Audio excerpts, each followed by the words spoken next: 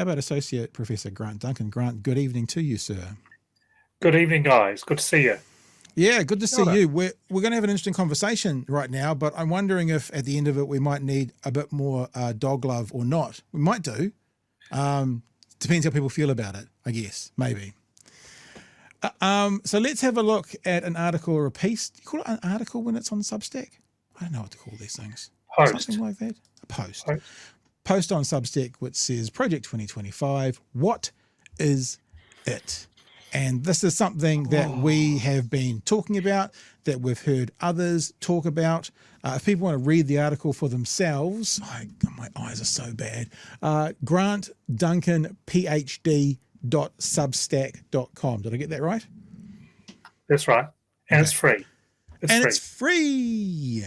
Do you have like people who sign up for little extra things or anything? Or was it just a completely free blog basically?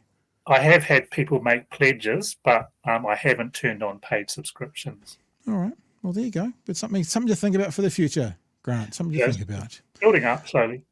So Project 2025, what is it? I mean, I've got lots of questions. I've read your piece and, we've been doing the research around this, especially with what's happening with the Heritage Foundation and what's happening with Trump and RNC at the moment. But how about we just throw you the ball to start off with and give us a bit of a synopsis of what is Project 2025?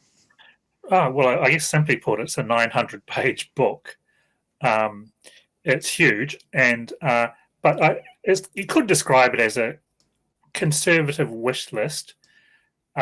It's co-authored by a whole large team of people who are hand-picked American conservatives.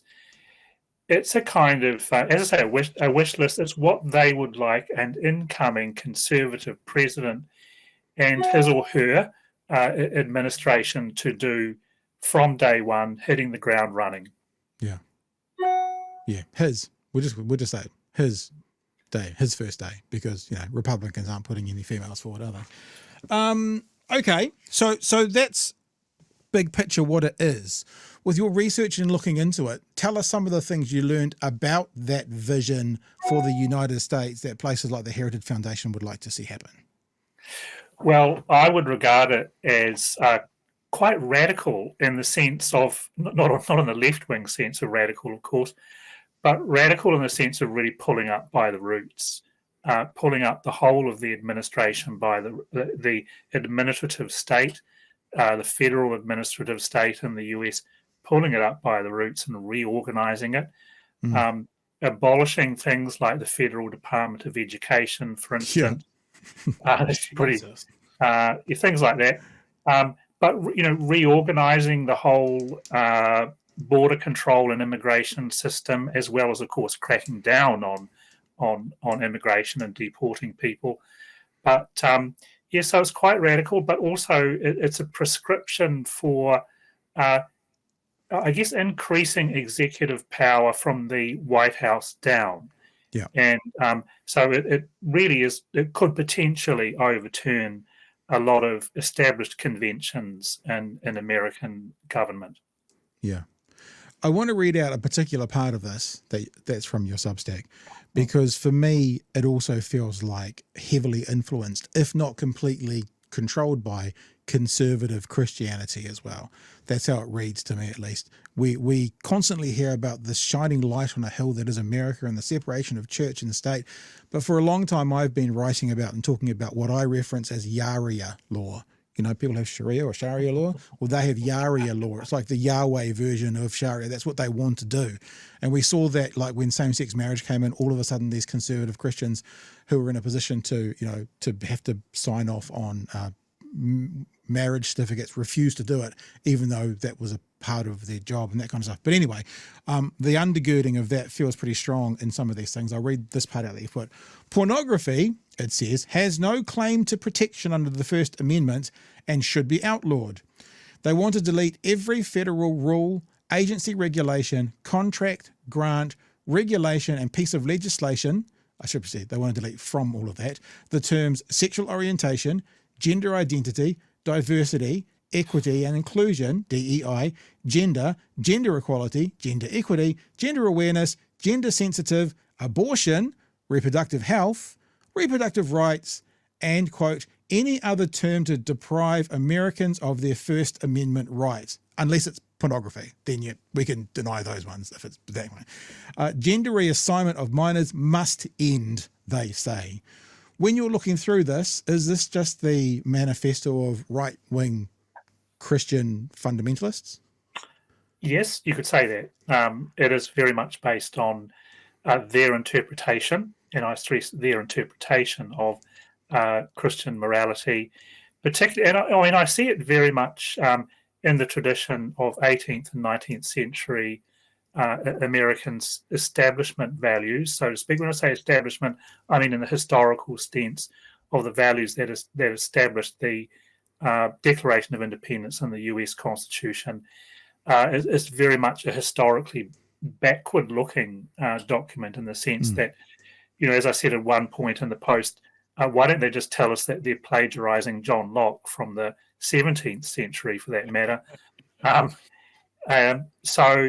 It is very much those kinds of a resurrection of those Enlightenment ideals that established the American Republic in the first place, with a strong emphasis, obviously, on its Protestant Christian foundations. It's almost surprising they haven't suggested different fountains in which people can drink from, in my opinion, Grant. Chewy, mate, jump in. I have tried reading through, as you said, 900 pages of a truly terrifying world vision that these people have concocted. I remember when *Handmaid's Tale* was on TV, and going, this is crazy. It's close, but it's crazy. And then this manifesto just seems like it's looked at that book or that TV show and gone, these are all great ideas. Let's roll this out. Do you think they have the juice to make this happen? No, I don't, honestly. Keep in mind, this is a conservative wish list. We mustn't mistake it for an actual Republican manifesto. There is a GOP manifesto that has been put out. You can find it online easily enough. It does reflect some of what one reads in this 900-page tome. So, no, I wouldn't. I mean, on the one hand, I wouldn't ignore it. But on the other hand, the question is, how scared should we be about it, so to speak? Well, you never know what a Trump administration, if there is a Trump 2.0, what they might do. But Trump himself has already distanced himself from it. And he's, for instance, said that it goes too far on abortion. I mean, there's always if he were in office, what's he going to actually do? We don't really know. Do we really trust the guy's word? Of course not. But all I'm getting at really is that I wouldn't see Project 2025 as a kind of plan or a playbook for the actual administration. It's a wish list of some influential and obviously well-funded conservatives. And unfortunately, money finds favour within American politics in particular. It may not be the Republican manifesto per se, but it's certainly a Republican's wet dream. I mean, if they thought they could do it, many of these things would be in their to-do list. I think some of them they realise is just a bit untenable to society. That's how I kind of read it. The United States is a highly individualistic, highly diverse society, and but the worry though is this. Here's the point: is that after this election, there's the distinct possibility that you have, or they have, have Trump in the White House. They have Republican majorities in the Senate and the House, and of course they've got a conservative majority on the Supreme Court as well. So essentially what you have is a kind of minority rule. When I say minority, I mean that these Republicans don't really represent the majority necessarily of Americans and their values and needs at all. I mean, clearly, they do represent some, but not a majority. You essentially get a kind of conservative minority rule through all three branches of federal government in the United States. and many of the states will be even more extreme as well, some of the individual states. So, Project 2025 is a document that I think, if you've got the time to look at it, it's worth looking at if you can stomach it. And if you're serious about wanting to understand what the thinking is in the United States. The other thing about it as well, and I talked about the conservative Christianity that feels like flows through it, is also the kind of influence of Milton Friedman or of the sort of free market enterprise. And here's an example that you've written.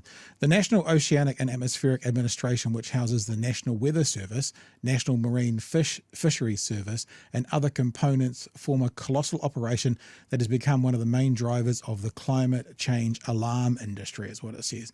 And, quote, as such, is harmful to the future of US prosperity. So they're looking at it to say, how's this going to make us money? It goes on to say that the NWS, quote, should be fully commercialized, its forecasting operations, end quote. Climate data, quote, should be presented neutrally without adjustments intended to support any one side in the climate debate. So you've got this sort of neoliberal thing, obviously, running through it as well, basically going, it's one step away from saying, look, if the weather forecasters can't provide a product that can be monetized, then maybe we'll have to say goodbye to the weather forecasters. If the public doesn't want to pay for them, obviously the public doesn't want them, Grant. Well, I think this argument, once again, this is just its argument. I'm not endorsing it, okay? But its argument was that basically private sector weather forecasting is somehow more accurate. Now, I don't know whether that's a true statement or not, but that's their contention, and that this public service should be commercialized. But clearly, this is written by climate skeptics who talk about two sides or more than one side of the climate debate, and they want to get rid of this publicly funded. They want to defund or commercialize this agency that has been talking about the climate emergency. They don't like that.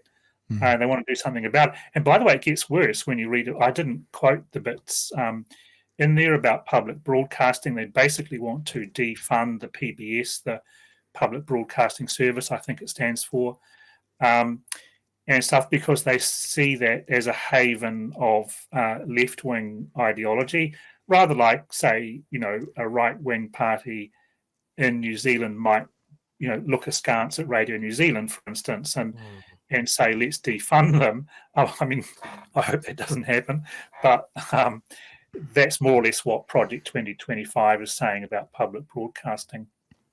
It's either this manifesto that we're talking about, or it might be the second script for Idiocracy. I haven't quite thought that through yet, because, when you don't understand why the plants aren't growing because the drink has electrolytes, it's kind of what it feels like, monetizing the weather being better. I think the biggest thing overall that, I haven't investigated as much as you, Grant, so I should just ask you about it, is it seems to be a place where you will no longer have neutral government workers. Like a new administration can come in and just get rid of everyone and then put their own people in there. And then so what you'll have is a GOP White House and a GOP, all the people that in the work around, all the heads of the departments, if they wanted to be, could all be aligned with their ideology, as opposed to maybe thinking and doing what's best for the country. This is a big issue in the United States. And so at the moment, a presidential transition basically appoints about 4,000 people. That's quite a lot. So already in the United States, you've got a whole layer of administration, not only in DC, but elsewhere, which basically has to be hired and fired, so to speak. That's normal, 4,000 positions. You're starting, not just in the White House, but all around the place, diplomats and so on and so forth. The figure that I heard was getting up to, say, a Trump presidency wanting to be able to hire and fire 50,000, and that's not the whole. That's not the whole of the federal government workforce, but the idea it's an old, once again, it's a good old 19th century idea that goes back prior to the progressive era. Now, the progressive era introduced the idea that you just mentioned, which is let's get, trained experts, scientifically trained or academically trained people who will be able to apply in a scientific way and administer things in a way that is in the best interests of the whole society, to the best of their knowledge and ability, and so on. People are appointed on merit for their, and they retain their tenure on merit, and of course they don't get sacked just because there's a change of boss or president in Washington. So in the 19th century and even unto this day, a lot of Americans don't like that idea. They don't see those career officials as independent at all now. There's a strong push or belief on the right that the administrative state is chock full of people with a left-wing bias. Now, I haven't done a survey. I'm not going to make a comment on whether there is such a political bias within the federal administration. It's a huge set of institutions, but that's the belief on the right in the United States, and they want those workers to be more obedient to the elected president, because after all, the president is elected, they're not. Yeah. Chewy, you got anything else? We're going to move on to talk about Trump in a bit, but so we're going to wrap up this part of the conversation and do some super chats in a sec. Chewy, you should definitely get in with some more thoughts before we move on, though. Yeah, as you're talking there about them stripping out essentially their version of public servants and that sort of thing because they can't be trusted to be playing for the right team, Which is what Luxon did, by the way. Sorry, what was that? That's what Luxon and Seymour have done too. Remember? Yeah. Yes, yeah. I seem to remember one, and I don't like drawing comparisons between this and the Nazis and all of that sort of stuff. But one of the things that the Nazis did was that they actually set up almost like a shadow government of trusted people waiting for them to take power, and they could just switch out whole departments with their guys. The amount of change that would roll out. Can I just stop you right there, because I don't think that the comparison with the Nazis is appropriate. And if you read Project 2025, their claim, and once again, I'm not speaking for them or saying I believe them, but their claim is that they want to assert presidential will, not so that they can centralize government into an autocratic ruler or a one-party state, but so that they can devolve power down to states, counties, and families and so forth. They want to give power back to the people, and that's their purpose as they describe it. As I'm not saying I believe them, but their version is that a powerful president would be able to dismantle not entirely, but to a large extent, dismantle a lot of bureaucracy and return power back to the people. So they see this as a democratic thing to do. Now, I'm not saying I believe them, but I would just say, hey, hang on a minute, let's not start making comparisons with numbers. But look, let me just speak on behalf of Chewy. I didn't know what Chewy was going to say. I don't think he was saying that these guys are like the Nazis. I felt like Chewy was about to say this example of government is like this example of government because it's not. It's not. Well, let me finish because something quite different. When you talk about giving it democratically back to the people, but the thing where it falls over, in my opinion, is they'll give it to the quote unquote right people, like because they'll give it back to the people, but only people that are subservient, that will do their will, that will then agree with them. They're very unlikely to give it to the pussy hat wearing left winger to do the job. They're going to give it to the correct people, even if they sell the idea of giving it back to the people. There, and you're right there in relation to federal employees, but what you're failing to see here is the distinction between federal institutional administrative structures and the communities that they claim they want to empower. So I think it's just, I'm not speaking for, I don't want to have to speak for. Definitely. I just want to let's properly represent what they're actually saying, because these are people who are saying we're sick of being told what to do by the government, and we want families and communities and so forth to be able to decide for themselves. You take education, for example, it sounds very much like something that David Seymour would say, for instance, that he would like to give more power to parental choice and have, less say coming into from Wellington bureaucrats as to what gets taught in schools. He wants more diversity and parental choice. So it is similar to things that we see in New Zealand, therefore, but similar kinds of arguments. But I think it's important to make that distinction between the authority, and Project 2025 is very clear about this. It distinguishes between the presidential authority in relation to the administrative state and personal authority and community or family responsibility for their own affairs. I guess, again, I hear what you're saying, right? And you're more of an expert than this than me, obviously. You've done more research.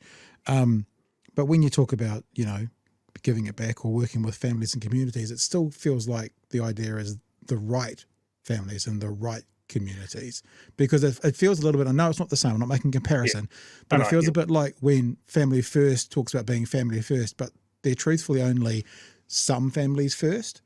Like, they won't go out and defend the lesbian couple wanting to do X, Y, and Z. They do. So they'll defend, quote, the right families, not necessarily all families. Yes, in Project 2025, I would say that is absolutely right. Yes, they have a very limited view about what an appropriate lifestyle is. Yeah. Clearly, it doesn't involve pornography for a start. It's very much a sort of Christian vision. Now, there's nothing in there that whilst they say they wanted to eliminate all those terms from official documents, there's nothing in there, on the other hand, that I would say is, homophobic in particular. I mean, they're not saying that they want to outlaw homosexual acts or anything like that. So it doesn't go that far. But certainly there is a sense of delegitimization, if you like, from that point of view, shall we say, that the queer community, I think, would be outraged by this, because it's like you're trying to just expunge all of these ideas from official discourse. And again, I mean, this is just conjecture, but from, knowing how the trajectory is to what they are asking for, much like people said, same-sex marriage is safe, and then Roe versus Wade failed, and there was some rumblings about, are they going to go after same-sex marriage next? I guess that's true. But again, if you speak to some of these hardline Christian conservative people, would they like to outlaw homosexuality? Maybe they would like to go back to there as well. Where could it lead? I'm not a believer in necessarily the slippery slope, but if this is step one, holy crap, I don't want to see what step 100 is, Grant. No, I don't either. And as I say, I'm always a little bit nervous when I'm talking about this, because I agree with you that I would hate to be, sitting here talking to you, say, in 10, 20 years' time. I hope we're still talking in 10, 20 years' time. And then saying, oh, my God, I didn't see this terrible fate coming. And I was much too soft on these people back in 2024. So I find it really difficult to know, because this could go two ways. On the one hand, there's a side of Trump and co that's very individualistic. It's like, you do your own thing, we won't interfere. But on the other hand, they are beholden to a conservative Christian electorate that not only is voting for them, but to a certain extent is funding them. Remember, they're also getting funds from some pretty not so conservative, wealthy people as well in Silicon Valley and so forth, who are coming to the party and giving them money, and wouldn't be happy, on the other hand, with homophobic kinds of policies and things like that. So it's I don't know which way this is going to go. My fear, though, is as you suggested, that this could just be step one on a journey that just gets worse and worse. On the other hand, don't forget, don't underestimate the incredible diversity of the United States, and and it is a highly individualistic society as well as being highly diverse. I'm not sure if you're going to really be able to take. I mean, these fears of Handmaid's Tale type society. I don't know. Maybe not. I hope not. Do you know what? I reckon we'll know a lot more in 24 hours, and because that's going to be after Trump's address at the RNC. I think a lot's going to be revealed in that message, because he has the opportunity to quell it, True. and basically say, I will be the unifier in chief. Now, I don't know if I believe he can do it, but he has the opportunity. There are some people who are saying he's changed his speech. I don't know what that means necessarily, but after he makes that speech tomorrow, I think we won't know 100% what's going to happen with Project 2025, but I think we'll have more of an answer if it's going to be like Trump's cosplaying on some level a Republican, and the Republicans have started to cosplay with him. And I don't think he is obviously a narcissist who loves adulation. All you need to do is see him with that smirk on his face, swaying from side to side when people are calling his name out. And if a group strokes his ego enough and funds him enough, and buys out all his hotel rooms for a year, and it happens to want some of these things through, and they've got the House and the Senate, or the Congress and the Senate, who knows? Oh, absolutely. I think you're absolutely right, Pat, that we should have a close look at what Trump is saying. I think that the brush with death over the weekend will have changed his attitude. I mean, it could go either way, because there's the example of, for instance, both Lenin and Mussolini both used assassination attempts to really, force to get much more forceful. On the other hand, he could use it as a sort of softening, unifying kind of event. Bear in mind, they brought into the convention the union boss from the Teamsters. There was Amber Rose, oddly enough, speaking on his behalf now. So there's a sense too that they're wanting to really reach into traditional left-wing territory around labour rights. Project 2025 even is talking about, for instance, unemployment insurance and giving workers more voice in the workplace and things like that. So this election, for better or worse, however it works out, it could turn out to be a major realignment in American politics, where which may end up confirming the Democratic Party's loss of a base in working class America, and the Republican Party really starting to overtake that space. So the appearance of the Teamsters boss, although he got a lot of stick from it from a lot of his union members, that nonetheless is a really significant statement, I think. His appearance there, as I say, not all of his members are happy about it, of course, but it tells you that the Republican Party has a strategy here, and it's reflected also in Project 2025. If you read, once again, their chapter about labour rights is very much focused on the American family and being workers being able to provide for the family, and that kind of conservative take on workers' rights. But on the other hand, they are actually interested in the well-being of workers, so they say. Now, Trump's unless they're porn workers or sex workers, then they're not. Fair point. Trump's tax policy is to lower. He's saying no taxes on tips. He wants to reduce taxes for workers. Also, he wants to reduce corporate taxes too, I think. So let's be realistic about him. But what I am noticing is that they're wanting to. As I say, you just look at the audience that was in front of him when he got shot at on the weekend.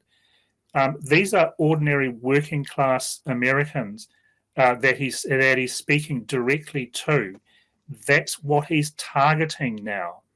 And now how successful or how well-meaning or how genuine it is, I don't want to.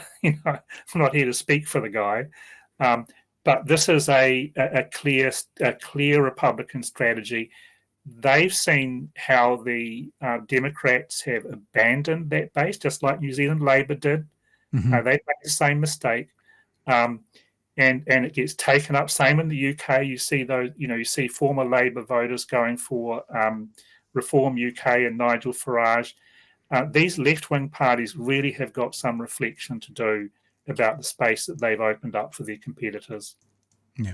Hey, look, we've kept you far longer than we should. Chewie, you got anything you want to finish up with? But we'll wrap up now-ish and let Grant go, and we'll keep going. Nothing specific, but thank you so much for joining us tonight. It's been Thank you, guys. great. Been stimulating. Yeah, thanks, Grant. We were going to get into a full argument about Donald Trump, which we started before we came on air, but we'll leave that for another day. Well, and thank you for your time. All right. Okay. Thanks, guys. All right. All the best, Grant. Cheers, Grant.